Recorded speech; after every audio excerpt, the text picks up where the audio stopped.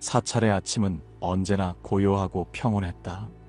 이른 새벽 사원의 지붕 위로 옅은 안개가 감돌았고 멀리서 들려오는 새소리가 조용히 귓가를 맴돌았다. 작은 연못 위에는 이슬을 머금은 연잎들이 고요히 떠 있었고 바람이 살며시 불어오자 연잎 위에 이슬방울이 작은 물결을 타고 흔들렸다. 경내를 따라 나 있는 작은 길에는 붉은 벽돌과 둥그런 돌들이 차곡차곡 깔려 있었다. 그 길을 따라 천천히 걸어가면 고목 아래 놓인 오랜 탁자와 바람결에 살랑이는 풍경의 청아한 소리가 사람의 마음을 한결 편안하게 만들었다. 제자는 늘 그렇듯 이른 새벽부터 사원의 뒷산을 오르내리며 물동이를 나르고 있었다. 무거운 항아리에 가득 찬 물이 출렁일 때마다 작은 물방울들이 떨어져 땅에 스며들었다. 그가 마지막 물동이를 내려놓고 숨을 돌리던 순간 어디선가 부처님의 부드러운 음성이 들려왔다. 제자야, 무슨 생각을 하며 그리도 깊은 한숨을 내쉬는 것이냐? 제자는 깜짝 놀라 부처님을 바라보았다. 부처님께서는 연못가에 놓인 평상에 앉아 계셨고 손에는 작은 연꽃 한 송이를 들고 계셨다. 연꽃은 막 피어나기 시작한 모습이었다. 제자는 부처님의 앞에 공손히 앉으며 조용히 입을 열었다. 스승님, 저는 요즘 머릿속이 너무 복잡합니다. 마음이 불안하고 아무리 노력해도 고민과 걱정이 사라지지 않습니다. 생각을 멈추려고 해도 뜻대로 되지 않고 오히려 더욱 괴로워집니다. 왜 이렇게 번뇌가 많은 걸까요? 부처님은 잠시 제자를 바라보시더니 들고 계시던 연꽃을 조용히 물에 띄우셨다. 연꽃은 물결을 타고 천천히 흔들리며 떠내려갔다. 제자야, 저 연꽃이 물결에 흔들리는 것을 보았느냐? 제자는 연못을 바라보며 고개를 끄덕였다. 네, 스승님.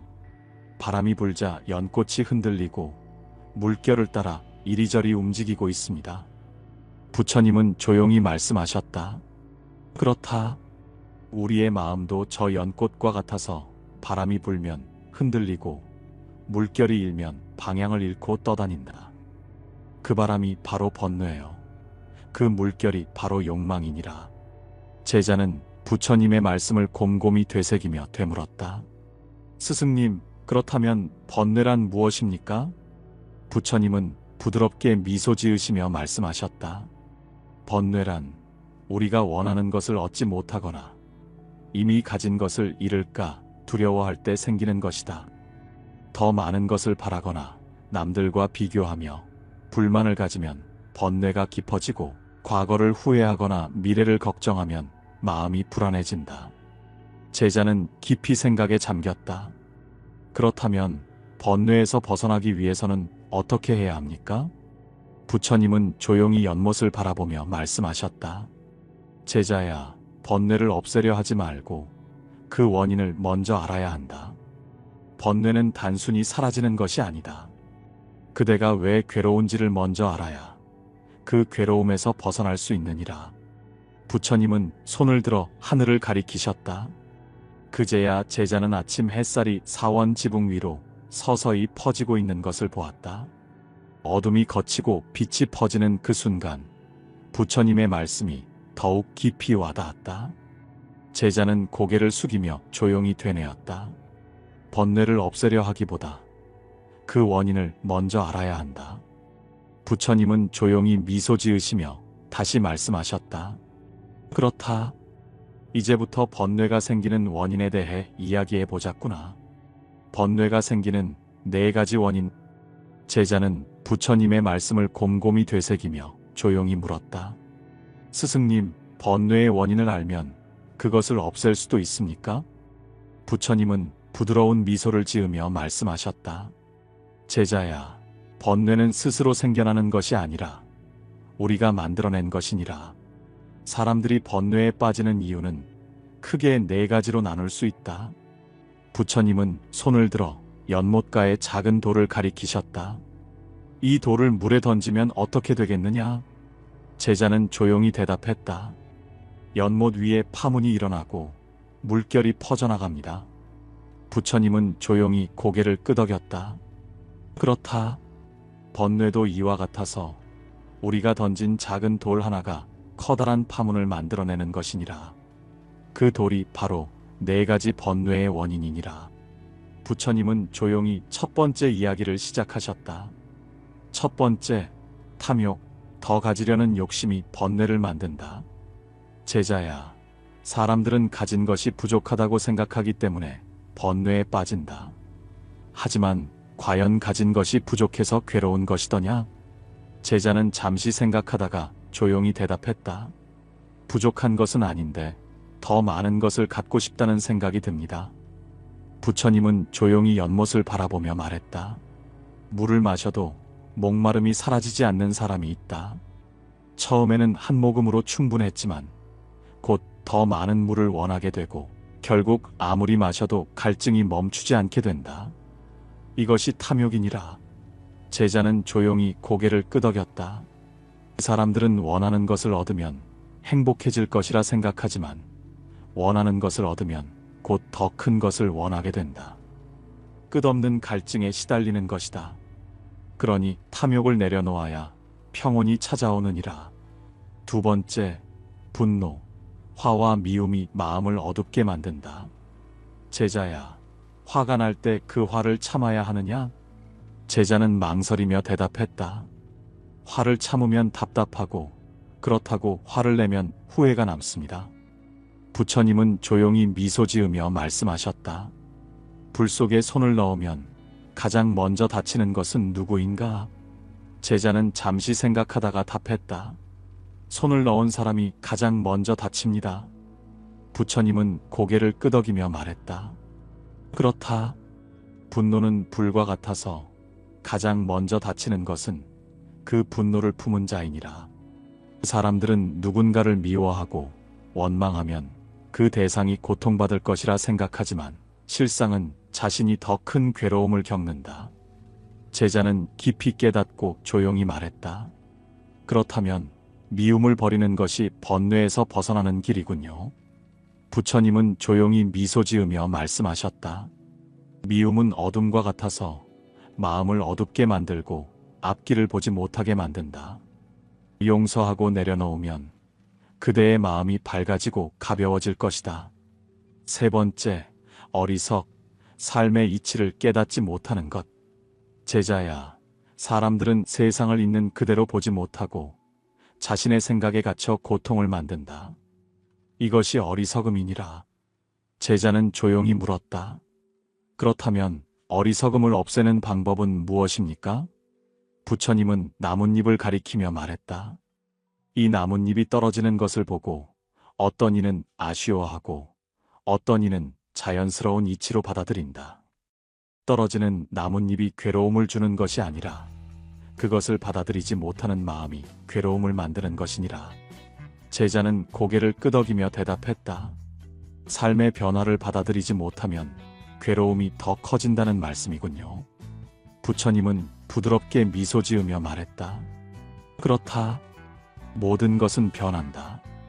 변화를 거부하면 괴로움이 되고 변화를 받아들이면 평온이 된다. 어리석음을 버리고 세상을 있는 그대로 받아들여라. 네 번째, 집착은 이미 지나간 것에 얽매이는 마음. 부처님은 조용히 연못에 작은 돌을 던지셨다. 제자야, 이 돌이 다시 연못 위로 떠오를 수 있겠느냐? 제자는 고개를 저으며 말했다. 아닙니다, 스승님. 이미 가라앉았습니다. 부처님은 조용히 말씀하셨다. 그렇다. 하지만 사람들은 과거의 실수와 후회를 붙잡고 이미 지나간 것을 놓지 못하고 괴로워한다. 흘러간 물을 다시 주워 담을 수 없듯이 이미 지나간 일에 얽매이면 번뇌는 끝없이 이어질 뿐이다. 제자는 깊이 깨달으며 조용히 말했다. 그렇다면 과거를 놓아야 번뇌에서 벗어날 수 있겠군요. 부처님은 조용히 미소 지으며 말했다.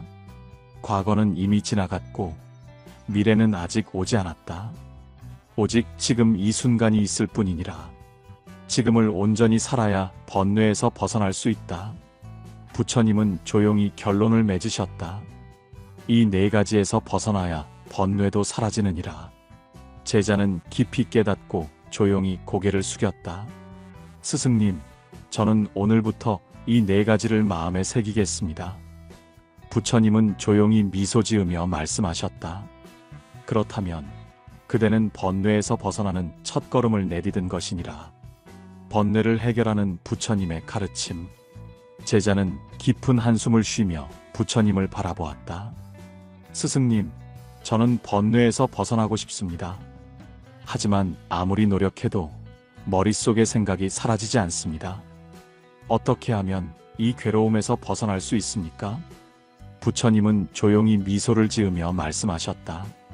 제자야, 번뇌를 없애는 방법은 멀리 있지 않다. 실천하면 누구나 할 수 있는 것이다. 부처님은 조용히 연못가에 작은 돌을 주워 들었다. 이 돌을 강제로 눌러 물속 깊이 가라앉히려 하면 어떻게 되겠느냐? 제자는 잠시 생각하다가 대답했다. 손으로 억지로 누르면 가라앉겠지만 손을 놓는 순간 다시 떠오를 것입니다. 부처님은 고개를 끄덕이며 조용히 돌을 놓았다. 돌은 물 위에서 잠시 흔들리더니 천천히 가라앉았다. 그렇다. 번뇌도 이와 같아서 억지로 없애려 하면 오히려 더 강해진다. 하지만 자연스럽게 흐르게 두면 번뇌는 스스로 사라지느니라. 첫째, 번뇌를 없애려 하지 말고 바라보라. 제자야, 우리는 괴로움을 느끼면 그것을 없애려 한다. 하지만 번뇌를 억지로 밀어내려 하면 더 강하게 우리를 붙잡는다. 제자는 고개를 갸우뚱하며 물었다. 그렇다면 번뇌를 어떻게 해야 합니까? 부처님은 조용히 말했다. 고요히 앉아 번뇌를 바라보며 그 감정을 있는 그대로 인정하라. 그것이 사라지기를 바라지 말고 그저 바라보라. 그러면 번뇌는 서서히 힘을 잃고 사라지느니라. 제자는 깊이 생각하며 고개를 끄덕였다. 둘째, 내려놓는 연습을 하라. 부처님은 손을 뻗어 나뭇가지를 흔들었다. 바람이 불자 나뭇잎 몇 장이 바닥으로 떨어졌다. 이 나뭇잎이 떨어지는 것을 보고 누가 슬퍼하겠느냐? 제자는 잠시 생각하다가 대답했다. 아무도 슬퍼하지 않을 것입니다. 나뭇잎이 떨어지는 것은 자연의 이치이니까요. 부처님은 조용히 미소 지으며 말씀하셨다. 그렇다. 하지만 사람들은 자신의 삶에서 무언가를 잃을까 두려워하고 이미 지나간 일에 집착하며 괴로워한다. 집착을 버리는 순간 마음이 가벼워지고 번뇌도 사라지느니라. 제자는 조용히 중얼거렸다. 이것이 없으면 불행할 것 같다는 생각을 내려놓으면 저는 더 이상 괴롭지 않을 것입니다. 부처님은 조용히 고개를 끄덕였다. 그렇다 제자야. 내려놓는 것이야말로 번뇌에서 벗어나는 가장 빠른 길이니라. 셋째, 현재에 집중하라. 부처님은 연못을 가리키며 말했다. 제자야, 이 연못에 돌을 던지면 어떻게 되겠느냐? 제자는 대답했다. 물결이 일렁이고 연못이 흐려질 것입니다. 부처님은 돌을 하나 주어 연못에 던졌다. 물결이 퍼지며 연못이 흔들렸고 바닥이 보이지 않을 정도로 탁해졌다. 과거를 후회하고 미래를 걱정하는 마음이 번뇌를 만든다. 우리가 어제의 실수를 떠올리며 괴로워하면 오늘을 맑게 바라볼 수 없고 미래를 두려워하면 지금의 행복을 느낄 수 없다. 지금 이 순간을 있는 그대로 받아들이면 번뇌에서 벗어날 수 있느니라. 제자는 고요히 연못을 바라보았다. 시간이 지나자 물결이 잦아들며 연못이 다시 맑아졌다. 부처님은 조용히 말씀하셨다. 그렇다. 시간이 지나면 연못이 저절로 맑아지듯 현재를 온전히 살아가면 번뇌도 자연스럽게 사라진다. 제자는 깊이 깨달은 듯 고개를 끄덕였다. 넷째, 수행과 명상을 통해 마음을 다스리라.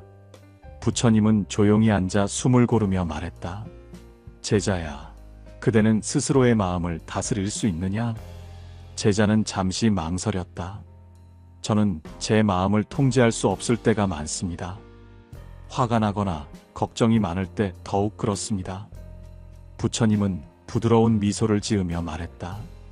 마음이란 구름과 같아서 억지로 가두려 하면 더 흩어진다. 수행과 명상을 통해 스스로의 마음을 들여다보면 우리는 있는 그대로의 자신을 마주하게 된다. 부처님은 제자에게 조용히 앉아 숨을 바라보라고 하셨다. 조용히 앉아 숨이 들고 나는 것을 지켜보라. 지금 여기에서 존재하는 나를 느껴보라. 수행이란 억지로 마음을 고치는 것이 아니라 본래의 나를 찾는 과정이다. 제자는 조용히 눈을 감고 숨을 바라보았다. 그의 마음이 서서히 고요해졌다. 부처님은 마지막으로 조용히 말씀하셨다. 이 네 가지를 실천하면 번뇌는 자연스럽게 사라지느니라. 제자는 고개를 숙이며 조용히 말했다. 스승님, 저는 오늘부터 번뇌를 없애려 하지 않고 그저 바라보겠습니다. 내려놓고 현재에 집중하며 수행을 통해 제 마음을 들여다보겠습니다. 부처님은 조용히 미소 지으며 말씀하셨다. 그렇다면 그대는 이미 번뇌에서 벗어나기 시작한 것이니라. 번뇌를 줄이는 실천법. 사원의 아침 공기는 언제나 맑고 고요했다. 먼동이 트며 햇살이 경내를 은은하게 물들이고 대나무 숲 사이로 부드러운 바람이 지나가며 잎사귀들이 가볍게 흔들렸다. 새들이 나뭇가지 위에서 조용히 지저귀며 하루를 시작하는 순간 부처님과 제자가 연못가에 앉아 조용히 대화를 나누고 있었다. 제자는 부처님께 조용히 물었다. 스승님, 저는 번뇌에서 벗어나고 싶습니다. 하지만 생각을 멈추려고 해도 쉽지 않습니다. 어떻게 해야 합니까? 부처님은 조용히 미소를 지으며 말씀하셨다. 제자야, 하루에 단 몇 분이라도 실천하면 그대의 마음은 가벼워질 것이다. 번뇌란 갑자기 사라지는 것이 아니라 작은 실천들이 쌓여 자연스럽게 줄어드는 것이니라. 부처님은 연못 위를 바라보며 조용히 말씀을 이어갔다. 연못에 비친 하늘을 보아라. 바람이 불면 물결이 일렁여 하늘이 흐려 보이지만 시간이 지나고 바람이 멈추면 다시 맑아지느니라. 그대의 마음도 이와 같아서 바람을 멈추는 법을 알면 언제든 고요해질 수 있다. 지금부터 번뇌를 줄이는 4가지 실천법을 가르쳐주마. 첫째, 하루에 한 번 조용히 앉아 번뇌를 바라보기. 부처님은 작은 나뭇잎 하나를 집어 연못 위에 띄우셨다. 나뭇잎은 물결을 따라 천천히 움직였다. 제자야, 사람들은 번뇌를 없애려 한다. 하지만 번뇌를 억누르려 하면 오히려 더 강해지는 법이다. 저 나뭇잎이 물살을 따라 자연스럽게 흐르듯 번뇌도 억누르려 하지 말고 그저 바라보아야 한다. 제자는 조용히 연못을 바라보았다. 스승님, 그렇다면 저는 제 번뇌를 어떻게 바라보아야 합니까? 부처님은 조용히 대답하셨다. 그저 알아차리면 된다. 아, 지금 나는 이런 생각을 하고 있구나 하고 조용히 바라보아라. 그 순간 번뇌는 더 이상 그대를 지배하지 못하고 스스로 사라지게 된다. 제자는 깊이 깨달으며 조용히 고개를 끄덕였다. 둘째, 좋은 말을 하고 긍정적인 생각을 하라. 부처님은 연못 위로 작은 돌멩이를 던지셨다.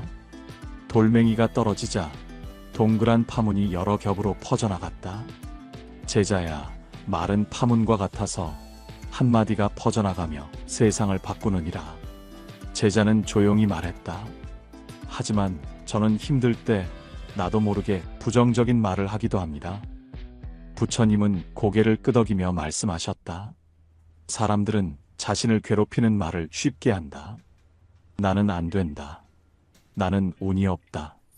나는 부족하다라고 말하면 그 말이 번뇌를 더욱 키운다. 하지만 그대가 나는 괜찮다. 나는 충분하다. 나는 행복할 수 있다라고 말하면 그 말이 그대의 현실이 되느니라. 제자는 깨달은 듯 조용히 되뇌었다. 그렇다면 저는 오늘부터 좋은 말을 하겠습니다. 부처님은 조용히 미소를 지었다.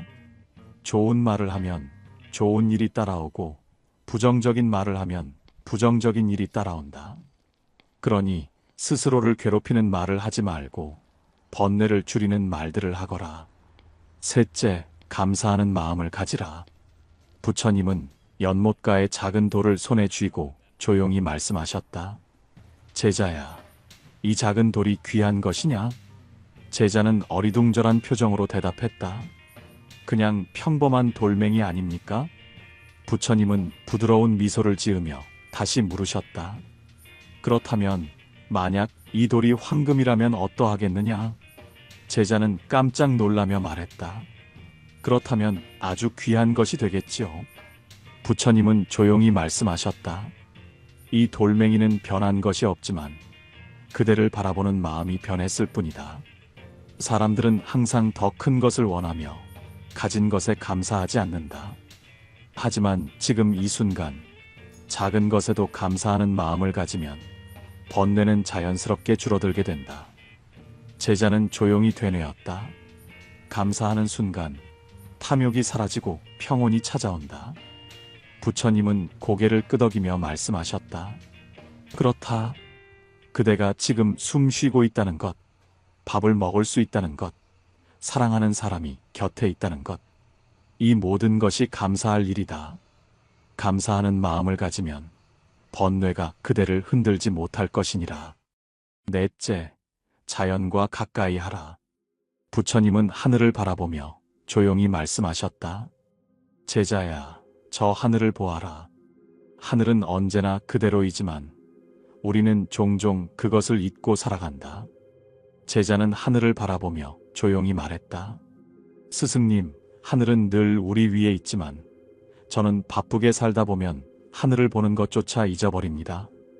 부처님은 고개를 끄덕이며 말씀하셨다. 자연은 우리에게 중요한 가르침을 주느니라. 나무는 흔들리지만 뿌리는 단단하고 물은 흐르지만 막히지 않는다. 그대도 자연처럼 있는 그대로를 받아들이고 흘러가야 한다. 제자는 조용히 대답했다. 그렇다면 저는 자주 자연 속에서 제 마음을 돌아보겠습니다. 부처님은 조용히 미소를 지으며 마지막으로 말씀하셨다. 하늘을 보고 나무를 바라보며 마음을 비우는 연습을 하거라. 자연은 우리에게 늘 변함없는 가르침을 주고 있으니라. 이 작은 실천이 쌓이면 번뇌는 사라진다. 부처님은 조용히 손을 모으며 말했다. 제자야, 작은 실천이 쌓이면 어느새 번뇌는 사라지고 평온이 자리 잡을 것이다. 하루 한 번이라도 조용히 앉아 번뇌를 바라보고 좋은 말을 하며 감사하고 자연을 가까이 하라. 그대가 이를 꾸준히 실천한다면 번뇌는 더 이상 그대를 괴롭히지 못할 것이다. 제자는 깊이 깨닫고 조용히 고개를 숙였다. 스승님, 저는 오늘부터 이 4가지를 실천하겠습니다. 부처님은 조용히 미소를 지으며 말씀하셨다. 그렇다면 그대는 이미 번뇌에서 벗어나기 시작한 것이니라. 부처님의 가르침을 통해 우리는 깨닫습니다. 번뇌는 사라지는 것이 아니라 우리가 바라보는 순간 힘을 잃는다는 것을. 내려놓고 좋은 말을 하고 감사하며 자연과 함께하면 우리의 마음은 점점 더 평온해질 것입니다. 작은 실천이 쌓이면 어느새 번뇌는 사라지고 그 자리엔 고요한 행복이 피어나게 될 것입니다. 오늘도 부처님의 지혜를 함께 나눌 수 있어 감사합니다. 이 영상이 여러분의 마음을 가볍게 하고 번뇌를 줄이는 작은 씨앗이 되기를 바랍니다. 다음 시간에도 부처님의 말씀과 함께 찾아뵙겠습니다. 이곳은 달빛 지혜입니다. 평온한 하루 보내세요. 제자는 깊은 한숨을 내쉬며 부처님 앞에 무릎을 꿇었습니다. 얼굴에는 근심이 가득하고 눈빛은 무거운 짐을 진 듯 어두웠습니다. 그는 조용히 입을 열었지만 목소리에는 깊은 괴로움이 서려 있었습니다. 스승님, 제 마음이 늘 불안하고 괴롭습니다. 아무리 노력해도 불행에서 벗어날 수가 없습니다. 어째서 저는 이토록 힘든 삶을 살아야 하는 걸까요? 부처님은 제자를 조용히 바라보았습니다. 그 시선은 따뜻하면서도 깊었고 마치 모든 것을 꿰뚫어 보는 듯 했습니다. 부드러운 음성으로 말씀하셨습니다. 그대는 지금 스스로를 지옥에 가두고 있구나. 마음이 지옥이라면 어디를 가든 지옥일 것이고 마음이 극락이라면 어디를 가든 극락일 것이다. 그대의 마음은 지금 어디에 있는가? 제자는 한동안 침묵했습니다. 무엇이라 답해야 할지 알 수 없었습니다. 이윽고 그는 고개를 숙이며 힘겹게 입을 열었습니다. 솔직히 잘 모르겠습니다.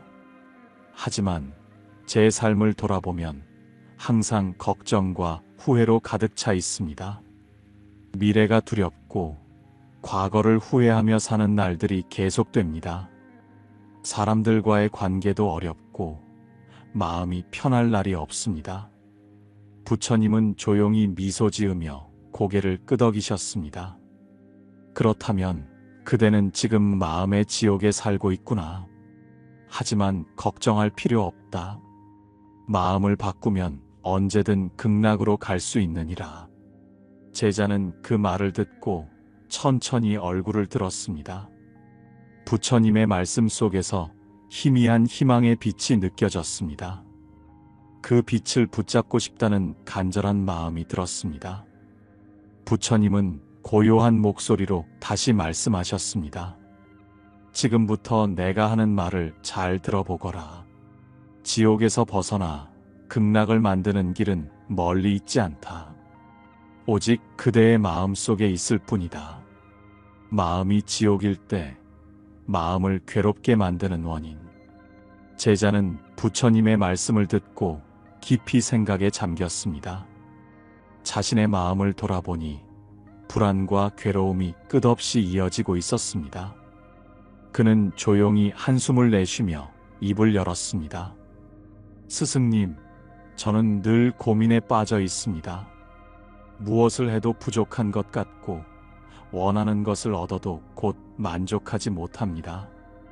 남들이 저보다 잘 되는 것을 보면 시기심이 생기고 때로는 분노가 치밀어 오를 때도 있습니다. 지나간 일들을 떠올리면 후회와 원망이 쌓이고 때로는 제 자신이 너무 한심해 보입니다. 저는 정말 지옥 속에서 살고 있는 것 같습니다. 부처님은 고요한 미소를 지으며 제자를 바라보았습니다. 제자야, 세상에는 4가지로 인해 사람들이 마음의 지옥에 빠진다. 이것들은 마치 독이 든 물과 같아서 마시면 마실수록 마음을 괴롭게 하고 영혼을 병들게 하느니라. 제자는 부처님의 말씀을 귀 기울여 들으며 자세를 고쳐 앉았습니다. 첫 번째는 탐욕이다. 더 많이 가지고 싶고 더 많은 것을 이루고 싶고 남들보다 나아야 한다는 욕망은 끝이 없다. 아무리 채워도 부족하고 만족할 날이 오지 않는다. 사람들은 탐욕을 채우면 행복해질 것이라 착각하지만 실상은 탐욕이 깊어질수록 마음은 더욱 공허해진다. 부처님은 주위를 둘러보며 조용히 말했다. 제자야, 저 나무를 보거라. 땅속 깊이 뿌리를 내리고 있지만 뿌리가 아무리 깊어도 욕심이 없으니 만족할 줄 아는 법이다. 하지만 사람들은 그렇지 않다. 저 나무가 나는 더 높이 자라고 싶다. 더 큰 나무가 되고 싶다라며 다른 나무들과 자신을 비교한다면 과연 편안하겠느냐? 제자는 나무를 바라보며 생각에 잠겼습니다. 하지만 스승님, 사람의 삶은 나무처럼 단순하지 않습니다. 우리는 먹고 살아야 하고 가족도 돌봐야 하며 사회 속에서 살아가야 합니다. 그러니 더 많은 것을 원할 수밖에 없지 않습니까? 부처님은 조용히 고개를 끄덕였습니다. 그렇다. 살아가는데 필요한 것들이 있다. 하지만 탐욕은 그것을 넘어서는 것이다. 필요한 것을 얻고도 더 가지려 하다가 고통이 시작된다. 가령 금을 가진 사람이 있다고 하자. 한 덩어리를 가졌을 때는 기뻐하지만 곧 두 덩어리를 원하고 세 덩어리, 10덩어리를 원한다. 하지만 그가 가진 것이 많아질수록 잃을까봐 불안해지고 더 많은 것을 원하면서 만족할 줄 모르게 된다. 이것이 탐욕이 만든 지옥이다. 제자는 고개를 끄덕이며 다시 물었습니다. 그럼 두 번째는 무엇입니까? 두 번째는 분노이다. 타인을 미워하고 원망하는 마음은 불꽃과 같아서 가장 먼저 태우는 것은 바로 자신이다. 누군가 그대를 화나게 한다면 그대는 하루 종일 그 사람을 미워하며 괴로워할 것이다. 하지만 그 사람은 정작 아무렇지도 않게 지내고 있을 수도 있다. 그러면 화를 낸 그대만 속이 끓고 상처를 받는 것이 아니겠느냐? 제자는 그 말을 듣고 얼굴을 붉혔습니다. 스승님, 저는 가끔 너무 화가 납니다. 누군가 저를 무시하거나 불공정한 대우를 하면 억울해서 참을 수가 없습니다. 어떻게 해야 이 분노를 다스릴 수 있을까요? 부처님은 빙글에 미소를 지으며 말했다. 한 남자가 숲을 걷다가 길가에 돌에 걸려 넘어졌다. 그는 분노하며 돌을 향해 소리를 질렀다. 이 돌이 왜 여기에 있는 거야? 내 발을 다치게 하다니. 그런데 그 남자의 분노가 돌을 움직였느냐? 돌이 반성이라도 했느냐? 제자는 말없이 고개를 저었습니다. 그렇다면 남자는 괜히 화를 내며 혼자 괴로워한 것이 아니냐? 분노는 결국 자신을 상처 입힐 뿐이다. 물 위에 잔잔한 연못이 있다면 거기엔 달빛이 아름답게 비칠 것이고 연못이 흐트러지면 달빛도 일렁일 것이다. 마음이 고요해야 세상을 바르게 볼 수 있다. 제자는 한동안 말을 잇지 못했습니다. 그럼 세 번째는 무엇입니까? 세 번째는 어리석음이다. 어리석음이란 삶의 이치를 알지 못하고 어둠 속을 헤매는 것이다. 어떤 이는 물질이 인생의 전부라고 생각하며 평생을 재물 모으는 데만 쓰고 어떤 이는 타인의 말에 휘둘리며 자신을 잃고 살아간다. 또 어떤 이는 운명은 이미 정해져 있다며 아무런 노력도 하지 않고 한탄만 하며 산다. 이 모든 것이 어리석음이 만든 지옥이다. 제자는 조용히 한숨을 쉬었습니다. 스승님, 저는 무엇이 옳고 그른지 모르겠습니다. 때로는 세상이 혼란스럽고 누구의 말을 믿어야 할지도 모르겠습니다. 저는 어떻게 해야 합니까? 부처님은 부드럽게 웃으며 말씀하셨습니다. 진리는 멀리 있지 않다. 사람들의 말에 휘둘리지 말고 스스로 생각하는 힘을 길러야 한다. 나 자신을 깊이 들여다보고 무엇이 옳고 그른지 내 마음으로 깨달아야 한다. 눈을 감고도 길을 찾으려 하면 넘어질 수밖에 없지 않느냐? 그러니 삶의 이치를 알고자 하는 노력을 멈추지 말아야 한다. 제자는 깊이 고개를 끄덕였습니다. 그렇다면 마지막 네 번째는 무엇입니까? 네 번째는 집착이다. 사람들은 이미 지나간 것에 얽매여 놓지 못한다. 과거의 실수를 후회하고 과거의 상처를 붙잡고 놓지 않으며 이미 떠나간 인연을 그리워하며 괴로워한다. 하지만 제자야, 흘러간 물이 다시 돌아오는가? 제자는 조용히 고개를 저었습니다. 그렇다면 왜 사람들은 흘러간 것을 붙잡고 괴로워하는가? 과거를 잡고 있는 한 현재의 행복을 누릴 수 없다. 집착이 크면 클수록 마음의 지옥은 깊어지는 법이다. 제자는 긴 침묵 끝에 조용히 입을 열었습니다. 그렇다면 저는 완전히 지옥 속에 살고 있는 것입니다. 저는 원하는 것이 많고 남들이 나보다 잘 되면 시기심이 생기고 과거를 후회하며 미워하는 마음도 많습니다. 부처님은 부드럽게 웃으며 말씀하셨습니다. 그대가 진정한 지옥이 무엇인지 알고 싶은가? 제자는 단호하게 대답했습니다. 네, 알고 싶습니다. 부처님은 조용히 말씀하셨습니다. 지옥이란 밖에 있는 것이 아니라 그대의 마음 속에 있다. 누구도 그대를 괴롭히지 않았건만 스스로 괴로움을 만들어내고 있지 않은가? 제자는 아무 말도 하지 못한 채 깊은 깨달음에 빠졌습니다. 마음이 극락일 때 평온한 마음을 만드는 길. 제자는 부처님의 말씀을 듣고 깊은 생각에 잠겼습니다. 마음의 지옥이 자신이 만든 것이라면 극락 또한 스스로 만들 수 있는 것이 아닐까 하는 생각이 들었습니다. 하지만 어떻게 하면 지옥에서 벗어나 극락을 경험할 수 있을지 막막하기만 했습니다. 스승님, 저는 오랫동안 제 마음을 괴롭히며 살아왔습니다. 탐욕과 분노, 어리석음과 집착 속에서 허우적거렸습니다. 하지만 이제는 알고 싶습니다.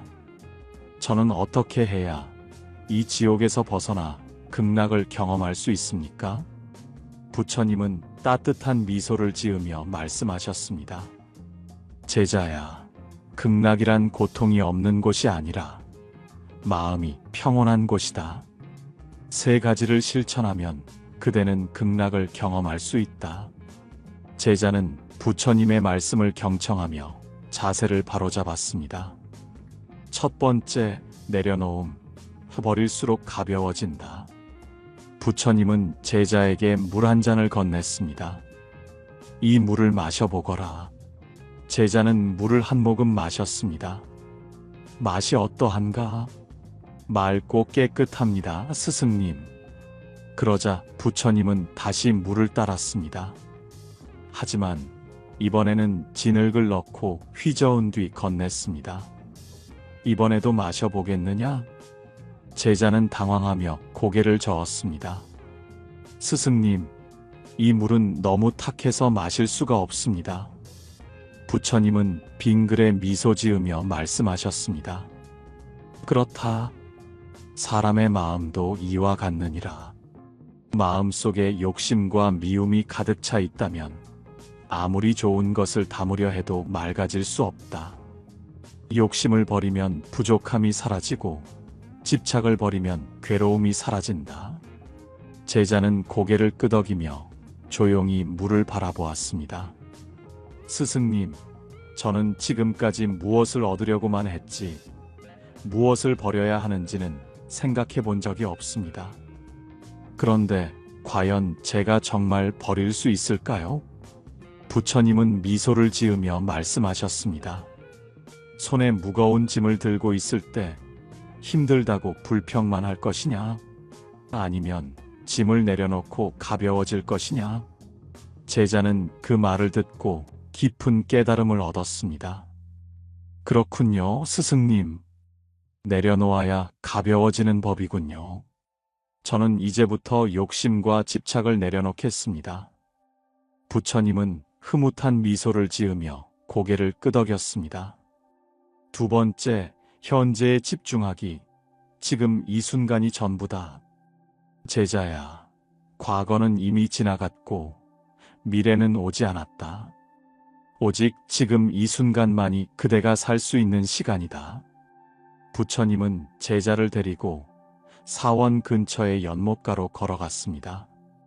연못 위에는 한 마리의 물새가 날아오르고 있었습니다. 저 새를 보아라. 저 새는 어제를 걱정하며 날고 있느냐? 내일을 걱정하며 날고 있느냐? 제자는 새를 바라보며 조용히 대답했습니다. 아닙니다, 스승님. 저 새는 지금 이 순간을 살아가고 있습니다. 부처님은 고개를 끄덕였습니다. 그렇다. 그런데 사람들은 어제를 후회하고 내일을 걱정하느라 정작 오늘을 살지 못한다. 과거를 떠올리며 괴로워하고 아직 오지 않은 미래를 걱정하며 불안해한다. 하지만 새처럼 지금 이 순간을 온전히 살아야 극락을 경험할 수 있다. 제자는 한숨을 내쉬며 말했습니다. 스승님, 저는 늘 후회와 걱정 속에서 살아왔습니다. 지나간 실수를 떠올리며 괴로워했고, 아직 닥치지도 않은 일들을 미리 걱정하며 불안해했습니다. 어떻게 해야 현재에 집중할 수 있을까요? 부처님은 손에 작은 돌멩이를 쥐고 연못에 던졌습니다.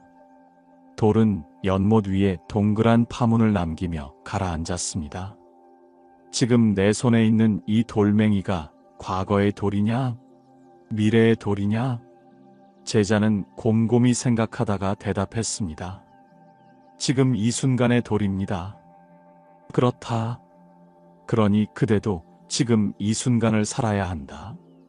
마음을 어제에 두면 후회가 생기고 내일에 두면 불안이 생긴다. 하지만 지금 이 순간을 있는 그대로 받아들이면 그곳이 바로 천당이 된다. 제자는 부처님의 말씀을 깊이 새기며 고개를 끄덕였습니다. 세 번째, 감사하는 마음.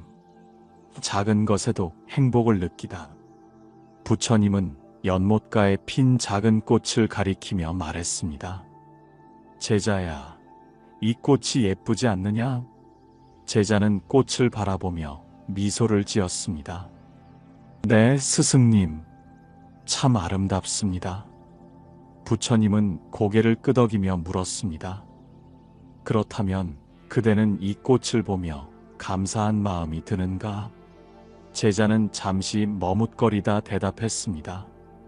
감사하기보다는 그냥 예쁘다고 생각했을 뿐입니다. 부처님은 부드럽게 웃으며 말씀하셨습니다. 극락에 사는 사람은 감사하는 마음을 가진다. 똑같은 상황에서도 불평하는 사람은 지옥에 살고 감사하는 사람은 극락에 산다. 제자는 깊이 생각에 잠겼습니다. 스승님, 저는 그동안 감사하기보다는 부족한 것만 생각하며 살았습니다. 남들보다 더 나은 것을 갖고 싶어 했고, 가진 것에 만족하지 못했습니다. 그러다 보니 늘 불만이 쌓였고 행복하지 않았습니다. 부처님은 따뜻한 눈빛으로 제자를 바라보며 말씀하셨습니다. 그렇다면 지금부터라도 감사하는 연습을 하거라. 감사하는 순간 마음의 극락이 열린다. 부처님은 작은 잔에 물을 따라 제자에게 건넸습니다. 제자야, 한 모금의 물에도 감사할 줄 아는가? 따뜻한 햇살에도 감사할 줄 아는가? 제자는 물잔을 들고 천천히 한 모금 마셨습니다. 그리고 깊은 깨달음에 이르렀습니다. 스승님, 저는 이제야 알겠습니다. 극락은 멀리 있는 것이 아니라 제 마음속에 있었습니다. 내려놓고 지금 이 순간을 살고 감사하는 마음을 가지면 저는 언제든 극락에 살 수 있는 것이군요. 부처님은 미소를 지으며 고개를 끄덕였습니다. 그렇다. 마음을 바꾸면 그대는 어디서든 극락에 살 수 있다. 제자는 조용히 두 손을 모으고 깊이 고개를 숙였습니다. 스승님, 가르침을 깊이 새기겠습니다. 이제 저는 제 마음의 극락을 만들겠습니다. 부처님은 부드러운 미소를 지으며 제자의 등을 토닥였습니다. 그렇다면 그대는 이미 극락에 있는 것이니라. 어떻게 하면 마음이 극락이 될 수 있을까? 제자는 부처님의 가르침을 깊이 새기며 조용히 물었습니다. 스승님, 저는 극락이 마음속에 있다는 것을 이해했습니다. 하지만 제가 오랜 시간 지옥 속에 살아왔기 때문에 제 마음이 쉽게 변할 수 있을지 걱정됩니다. 어떻게 하면 저는 매일 극락을 경험하며 살 수 있을까요? 부처님은 따뜻한 미소를 지으며 조용히 말씀하셨습니다. 극락을 만드는 길은 어렵지 않다. 오히려 단순하고 쉬운 것에서 시작된다. 그대가 매일 실천할 수 있는 5가지를 가르쳐 주마. 이를 꾸준히 행한다면 그대의 마음은 자연스럽게 극락이 될 것이다. 제자는 기대에 찬 눈빛으로 부처님의 말씀을 기다렸습니다. 첫 번째, 매일 좋은 말을 하라. 부처님은 손가락으로 땅을 가리키며 말씀하셨습니다. 말은 씨앗과 같아서 좋은 말을 하면 좋은 일이 생기고 나쁜 말을 하면 나쁜 일이 생긴다. 그대가 심은 씨앗이 언젠가 꽃을 피우듯 말도 시간이 지나면 현실이 되어 그대를 둘러싸게 된다. 제자는 곰곰이 생각에 잠겼습니다. 스승님, 저는 때때로 나쁜 말을 하기도 합니다. 화가 나면 상대에게 상처 주는 말을 하기도 하고 원망이 쌓이면 불평도 하게 됩니다. 그런 말이 정말 제 운명을 바꿀 수 있습니까? 부처님은 조용히 미소 지으며 대답하셨습니다. 어느 마을에 한 농부가 있었다.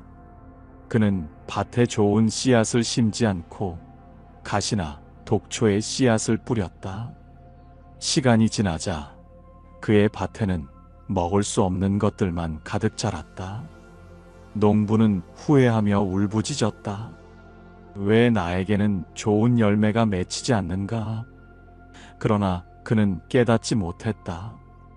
애초에 자신이 심은 것이 독초였음을. 제자는 고개를 끄덕였습니다. 그러니까 제가 좋은 말을 하면 제 인생도 자연스럽게 좋은 방향으로 바뀐다는 말씀이군요. 부처님은 부드러운 목소리로 말씀하셨습니다. 그렇다. 비난하는 말은 지옥의 문을 열고 따뜻한 말은 극락의 문을 연다. 그러니 그대는 매일 좋은 말을 하도록 하라. 두 번째, 하루에 한 번은 명상하라. 부처님은 손을 모으고 눈을 감으며 말했습니다. 마음을 가만히 바라보면 스스로를 다스릴 수 있다. 하지만 사람들은 바쁘다는 이유로 마음을 들여다볼 시간을 내지 않는다. 그러다 보면 스스로의 마음이 흐트러지고 불안과 분노가 마음속에서 자라난다. 제자는 조용히 고개를 끄덕이며 물었습니다. 스승님, 명상은 꼭 깊은 산속에서 해야 하나요? 부처님은 빙그레 웃으며 대답했습니다. 아니다. 명상은 어디서든 할 수 있다. 바쁜 삶 속에서도 단 5분이라도 조용히 앉아 숨을 바라보거라. 그대의 숨이 들고 나는 것을 지켜보며 마음의 소란이 가라앉는 것을 경험할 것이다. 마치 흙탕물이 가라앉아 맑은 물이 되듯 그대의 마음도 고요해질 것이다. 제자는 그 말을 들으며 깊은 감동을 느꼈습니다. 세 번째, 작은 것에도 감사하라. 부처님은 주변을 둘러보며 조용히 말했습니다. 제자야, 그대는 지금 이 순간 숨을 쉬고 있느냐? 제자는 순간 당황하며 대답했습니다. 네, 스승님. 물론입니다. 부처님은 따뜻한 미소를 지으며 말씀하셨습니다. 그렇다면 그것이야말로 가장 큰 축복이니라. 숨을 쉬고 있다는 것, 오늘 하루를 살아갈 수 있다는 것, 그것이야말로 천당의 문을 여는 열쇠이다. 제자는 깊이 생각했습니다. 스승님, 저는 그동안 늘 부족한 것만 바라보며 살았습니다. 남들과 비교하며 불만을 품고 제가 가지지 못한 것들만 아쉬워했습니다. 하지만 지금 보니 저는 이미 많은 것을 가지고 있었습니다. 부처님은 조용히 말씀하셨습니다. 감사할 줄 아는 사람의 얼굴은 극락의 빛을 띈다. 하지만 불평하는 사람의 얼굴에는 지옥의 그림자가 드리워져 있다. 그러니 오늘 하루 아무 일 없이 지나갔다면 그것이 복임을 깨닫고 작은 것에도 감사하는 마음을 가지거라. 네 번째, 사람을 미워하지 말라. 제자는 조용히 한숨을 내쉬며 말했습니다. 스승님, 하지만 저는 가끔 사람들에게 상처를 받고 그들을 미워하는 마음이 듭니다. 그럴 때마다 저는 너무 괴롭습니다. 어떻게 해야 미움을 버릴 수 있을까요? 부처님은 조용히 대답하셨습니다. 미움은 불 속에 손을 넣는 것과 같다. 가장 먼저 다치는 것은 그대 자신이다. 미워하는 순간 그대의 마음은 불타오르고 평온은 사라지며 괴로움만 남는다. 제자는 고개를 숙이며 중얼거렸습니다. 그렇다면 저는 제 자신을 태우고 있었군요. 부처님은 고개를 끄덕이며 말했습니다.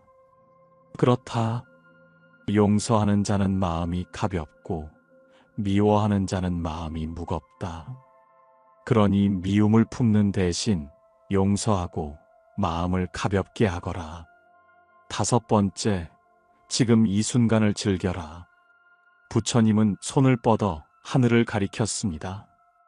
지금 이 순간 하늘을 보거라. 푸르른 하늘과 구름이 아름답지 않느냐? 제자는 하늘을 바라보며 미소를 지었습니다. 정말 아름답습니다, 스승님. 부처님은 조용히 말씀하셨습니다. 그대는 그동안 지나간 과거를 후회하고 아직 오지 않은 미래를 걱정하느라 지금 이 아름다운 순간을 보지 못하고 살아왔다. 행복은 멀리 있는 것이 아니다. 지금 그대가 숨 쉬는 이 순간, 이곳에 있다. 제자는 깊은 깨달음을 얻으며 말했습니다. 스승님, 저는 오늘부터 지금 이 순간을 온전히 살아가겠습니다. 제가 먹는 음식, 마시는 물, 바라보는 풍경, 그리고 제 곁에 있는 사람들 모든 것에 감사하며 지금 이 순간을 소중히 여기겠습니다. 부처님은 흐뭇한 미소를 지으며 고개를 끄덕였습니다.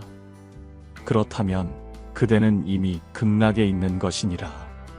제자는 두 손을 모으고 깊이 고개를 숙였습니다. 스승님, 가르침을 깊이 새기겠습니다. 이제 저는 매일 극락을 만들며 살아가겠습니다. 부처님은 부드러운 미소를 지으며 조용히 말씀하셨습니다. 그대가 어디에 있든 무엇을 하든 마음속 극락을 지키는 자가 되거라. 제자는 눈을 감고 깊이 숨을 들이마셨습니다. 오늘따라 공기가 더 맑고 상쾌하게 느껴졌습니다. 그리고 그는 깨달았습니다. 극락은 멀리 있는 것이 아니라 바로 내 마음 속에 있다는 것을. 제자의 깨달음. 제자는 깊이 숨을 들이마시며 조용히 눈을 감았습니다. 마음 속에서 일렁이던 불안과 불만이 사라지고 고요한 평온이 찾아오는 것을 느꼈습니다. 마치 거친 바람이 지나간 후 고요해진 연못처럼 그의 마음도 한결 맑아졌습니다. 그는 눈을 뜨고 부처님을 바라보며 말했습니다. 스승님, 저는 이제야 깨달았습니다. 지옥과 극락은 멀리 있는 것이 아니라 제 마음 속에 있었습니다. 저는 제가 지옥에서 살고 있다고 생각했지만 그것은 저 스스로 만든 것이었습니다. 제 마음이 탐욕과 분노, 집착과 후회에 사로잡혀 있었기 때문에 괴로웠던 것이지 사실 세상은 변하지 않았습니다. 변해야 할 것은 제 마음이었습니다. 부처님은 따뜻한 미소를 지으며 고개를 끄덕였습니다. 그렇다. 마음을 바꾸면 모든 것이 바뀐다. 지옥에서 극락으로 가는 길은 먼 곳에 있지 않다. 오직 그대의 마음 속에 있을 뿐이다.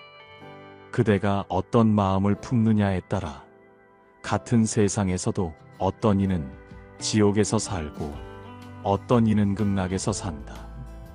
제자는 감격한 듯 조용히 눈을 감고 고개를 숙였습니다.